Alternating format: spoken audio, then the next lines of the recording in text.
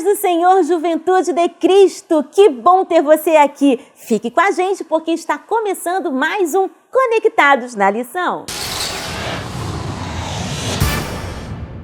Estamos de volta com mais um Conectados na Lição, nesse trimestre estudando sobre o tabernáculo, a tipologia redentora de Cristo. E hoje estamos entrando na segunda lição aí para você, descortinando o tabernáculo, isso mesmo. E eu já quero fazer a primeira pergunta para o nosso comentarista da lição, pastor César Rosa de Mello. Seja muito bem-vindo. Pastor, quais as partes que compõem o tabernáculo? Esta lição do tabernáculo, nós precisamos entender primeiro as partes que compõem. E para isso eu quero chamar a sua atenção justamente para você entender como é que era a divisão desse projeto de Deus chamado tabernáculo e que cada um tinha acesso nelas, ok? Para uma compreensão maior do tabernáculo, quero dizer que o tabernáculo é todo esse cercado que está aqui, com esses postes, com essa entrada, uma única entrada. Então toda essa área aqui se chama de pátio ou átrio. É uma área acessível a todas as pessoas que ali estavam, para pedir ao sacerdote para entregar alguma oferta ou até mesmo levando algum animal para oferecer em sacrifício em prol do seu pecado, ou uma oferta alçada, ou a sua oferta de primícia. Então geralmente era isso aqui, essas pequenas bancadas aqui seria lugar também de comunhão. Essa área do pátio era usada para isso. Então você precisa entender o que? Existe o pátio e existe essa parte aqui que é chamada de tenda da congregação. E aqui só para você ter uma base, vou retirar isso aqui. A tenda da congregação era dividida em lugar santo e lugar santíssimo.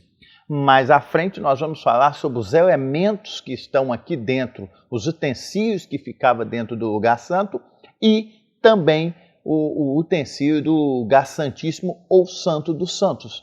Então, o átrio é um lugar mais acessível, santo dos santos é um lugar de restrição máxima, só o sumo sacerdote entrava uma vez ao ano, o lugar santo já é um ambiente onde só os sacerdotes entravam. A grande aplicabilidade que nós temos nisso aqui é justamente os limites que existiam entre as várias áreas do tabernáculo. E o que Jesus fez quando Jesus morre na cruz do Calvário, Jesus, que é a única porta de acesso, ele oferece sacrifício, ele nos dá acesso ao lugar santo e o véu do templo se rasga de alto a baixo, nos dando acesso também à presença de Deus. Então que nós venhamos valorizar o grande sacrifício que Deus fez por nós. É por isso que Hebreus vai dizer que nós não podemos ficar mais no átrio. Temos que ter ousadia para entrar no lugar santíssimo ou no santo dos santos e estar na presença de Deus. Interessante. Por que 2 altares? Bem, quando se fala desses 2 altares, precisamos especificar o altar que ficava no pátio, que é chamado de altar do sacrifício, e também o altar que ficava no lugar santo dentro da tenda da congregação, que era o altar de incenso. Então, quando nós falamos em ministérios ou ofícios, todo mundo que tinha acesso primeiro passava pelo altar do holocausto, onde se faziam sacrifícios para depois apenas o sacerdote entrar e oferecer incenso a Deus. Na nossa vida cristã, é justamente isso que acontece. Quando nós entramos na presença de Deus, primeiro passamos pelo altar do holocausto. É o altar do reparo, é o altar do perdão, é o altar onde nós fazemos a dedicação da nossa vida a Deus. E somente depois é que nós vamos para um nível mais superior, que seria o altar de incenso, que fala de adoração, que fala de serviço para Deus. Portanto, nós não podemos trocar a ordem destas coisas. Primeiro, a remissão de pecado. Primeiro, o perdão de pecado, para depois estarmos no acesso onde nós vamos adorar a Deus, vamos entregar algo melhor da nossa vida para Ele. Quando Deus institui isso no Antigo Testamento, Deus queria que o povo tivesse essa dimensão de que se ao chegar diante de Deus, precisamos primeiro reparar as nossas falhas, um termo bastante comum, né? Reparar o altar, reparar as brechas. O próprio salmista pôde dizer: quem pode entender os próprios erros? Expurga dos que me são ocultos. Então esse é o nosso desafio, queridos. Na Santa Ceia, por exemplo, um dos termos básicos é: examine-se, pois, a si mesmo, e assim coma deste pão e beba deste cálice. Quando se fala de examinar, quando se fala de expurgar, é justamente isso, tem que passar no altar do holocausto primeiro. É necessário reparar primeiro, para depois entrar no âmbito do serviço a Deus, no âmbito da adoração a Deus, no âmbito onde nós vamos externar a Deus toda a nossa alegria, todo o nosso júbilo e tributar a Ele toda a honra e toda a glória. Muito bem! Lembrando a você, Juventude de Cristo, que a editora Betel disponibiliza o PIL, Programa de Incentivo à Leitura, totalmente gratuito lá no nosso site, que certamente vai agregar e muito aos estudos da palavra, com dicas, textos, indicadores, que vai com certeza agregar e muito o seu conhecimento. Recebendo hoje aqui a nossa representante da Juventude de Cristo, a nossa querida Juliana Nascimento, ela é diaconisa, teóloga. Juju, o que você trouxe hoje para agregar o PIL da lição de hoje? Obrigada, Tia Aninha. Para mim é sempre um prazer estar aqui. Estamos mais uma semana aqui no Conectados na Lição. O tema dessa semana do PIL é: Deus chama pessoas específicas para o seu serviço. Se você quer ler um pouco mais sobre isso, acesse lá o site da editora Betel e faça download gratuito do seu programa de incentivo à leitura. E nós já vamos para a pergunta aqui para o nosso pastor César Rosa. Pastor, a juventude quer saber: o que quer dizer altar de holocaustos? Pois bem, quando nós falamos de altar de holocausto, a própria palavra holocausto, né, o altar do holocausto, a expressão grego holos, quer dizer por inteiro. Então logo já temos a definição que o altar de holocausto indica lugar onde o sacrifício tem que ser feito por inteiro.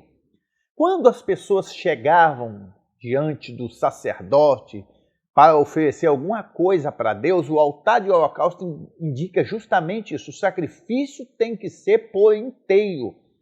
E tudo que era oferecido naquele sacrifício tinha que ser animal sem mancha, sem defeito, para ser oferecido por inteiro. Quando se fala de inteiro, a noção que vem justamente é essa: inteireza, sem defeito, sem mancha.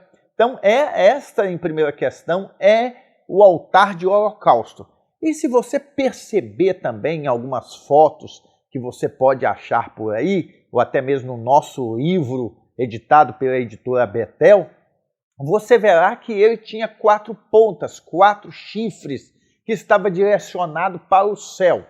Olha, a conexão aqui é bastante profunda, porque, primeiro, quando se aponta para o céu, está dizendo que o perdão, a misericórdia, só vem do alto.